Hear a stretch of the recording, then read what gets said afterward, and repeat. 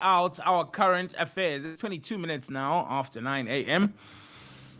Good morning if you've just joined us, just in time to find out what's happening in and around our country, our world, and our full continent.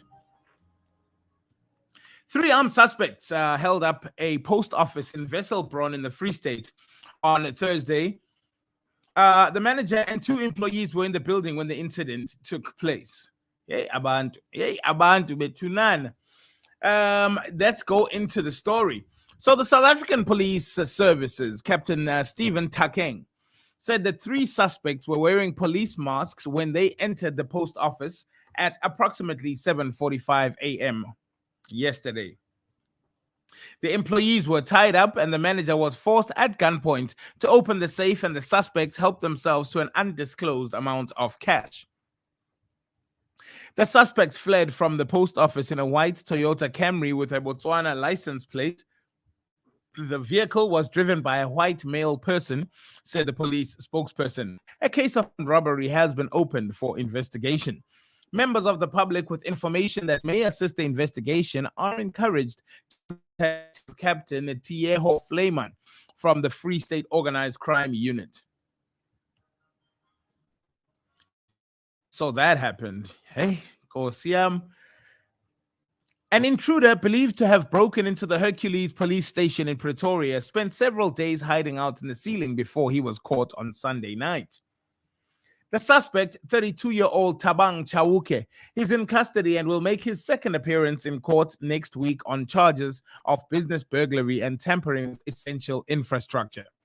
Police spokesperson Brigadier Brenda Muridili said the manner in which Chauke gained entry to the premises was part of the investigation. His hideout was discovered on Sunday at about 8:30 p.m. when officers on duty heard strange sounds and realized there was a movement in the ceiling. They went to investigate and spotted the suspect and arrested him, Muridili said. A search of the ceiling led detectives to find a laptop and a cell phone, among other things. Chauke had a screwdriver in his possession when he was apprehended. Upon searching the premises, it was discovered that the suspect had broken into the offices of the station commander and the visible policing commander. Muridili said because uniforms and bulletproof vests were taken from those stores. The suspect is to have tampered with the police station's network cable roof, which have since been fixed. She was unable to say how Chauke survived in the ceiling, what he found to eat and drink, and how long he was living in the police station before his hideout was discovered. The former public enterprises ministers Malusi Gigaba and Lynn Brown's borrowed time has just been cut short by the State Capture Commission's report. 3 years and 2 months ago, the State Capture Inquiry by Parliament's Public Enterprises Committee made a finding of gross negligence in office against two former ministers of public enterprises, Lynn Brown and Malusi Gigaba, sending them to the State Capture Commission. On Gigaba, who was the Public Enterprises Minister from November 2010 to May 2014, that particular parliamentary inquiry led Mr. Gigaba overhaul of the ESCOM board introduced patterns of instability. It is not apparent that the board appointed by Minister Gigaba had been sufficiently vetted in terms of integrity, collective skills, and experience to govern ESCOM and execute their fiduciary responsibilities. On Brown, who succeeded Gigaba on the 25th of May 2020 and remained Public Enterprises Minister until 27th of February 2018, it said, Minister Brown's oversight over the actions of the executive and non-executive directors was inadequate, leading to gross breaches in fiduciary duty and potentially illegal acts. As happens so often in South Africa public life, the State Capture Commission would be cited to take in, touch any action required by the report. A dearth of money, skills, and staff in investigation and prosecution services played into this. But on the 1st of February 2022, Part 2 of the Commission report delivered a scathing verdict on how Gigaba and Brown facilitated the Gupta's capture of South Africa's state-owned enterprises. The denials of wrongdoing or any close association with the Guptas were dismissed. Kikaba should be criminally investigated for cash payments allegedly received by them during visits to the Gupta compound in Saxonwold in the period 2010 until 2018. Alongside former top Transnet top executives under the 2004 Prevention of Combating of Corrupt Activities Act, the Commission's report recommends. Kikaba should also face criminal investigation into whether the reinstatement of Siyabonga Gama as Transnet CEO amounted to an inducement for him to do anything, including corruption, under the 1998 Prevention of Organized Crime Act, that is the POCA.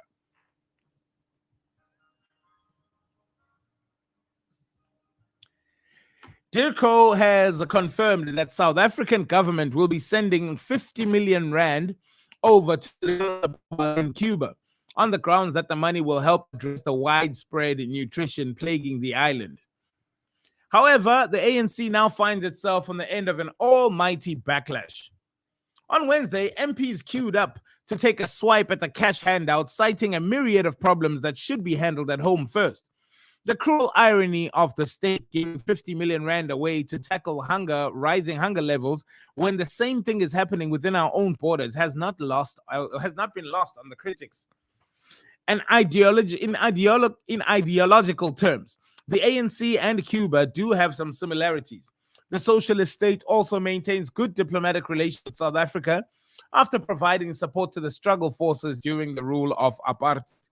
However, not everyone believes that this is the special relationship that should take priority over the well-being of poverty-stricken South Africans.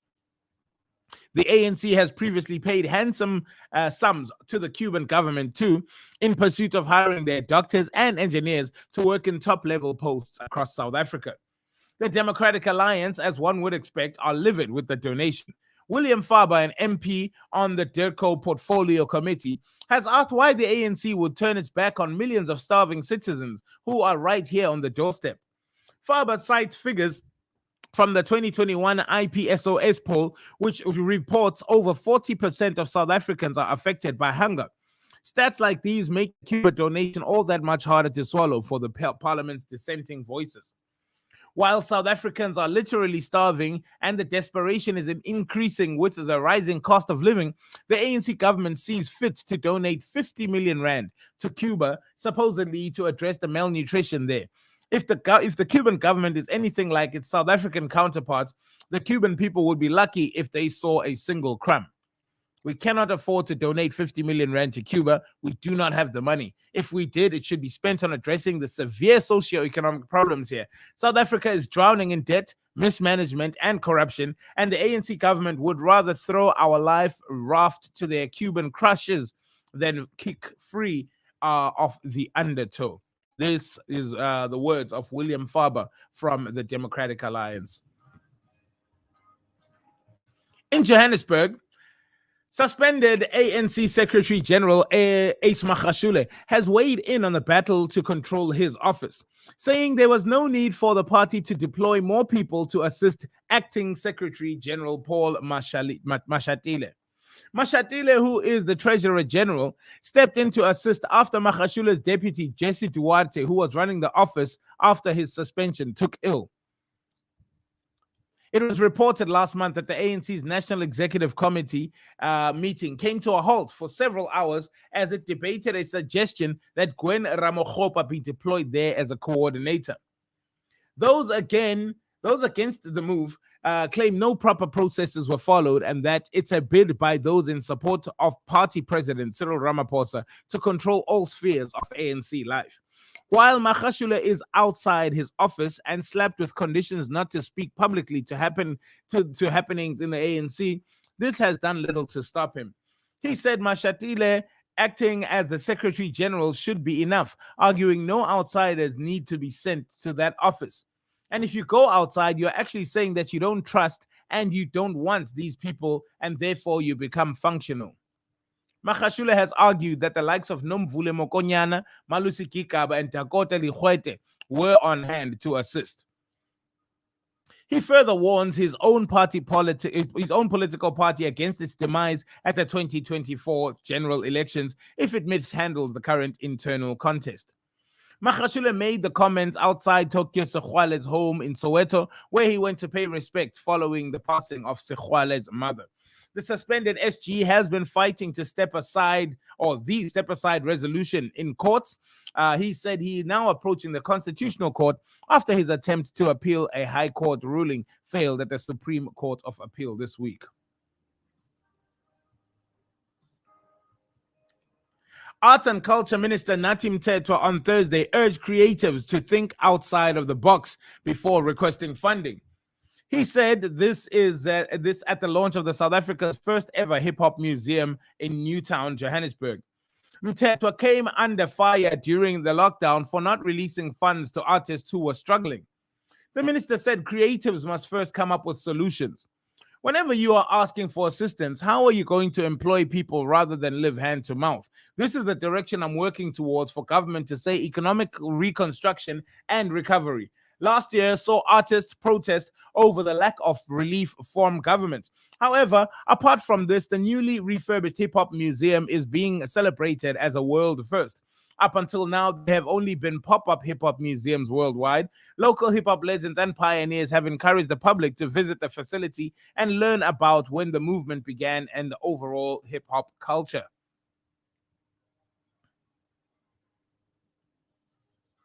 And further afield in the continent of Africa, Guinea-Bissau's president, Umaru Embalo, visits the scene of the attack on him in the attempted coup that left 11 people dead and calls on the people to stop the provocation and trust the investigation committee.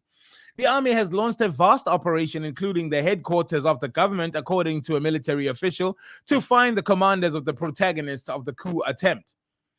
Heavily armed men on Tuesday afternoon surrounded the government building in the capital Bissau, where Embalo and his prime minister were believed to be attending a cabinet meeting.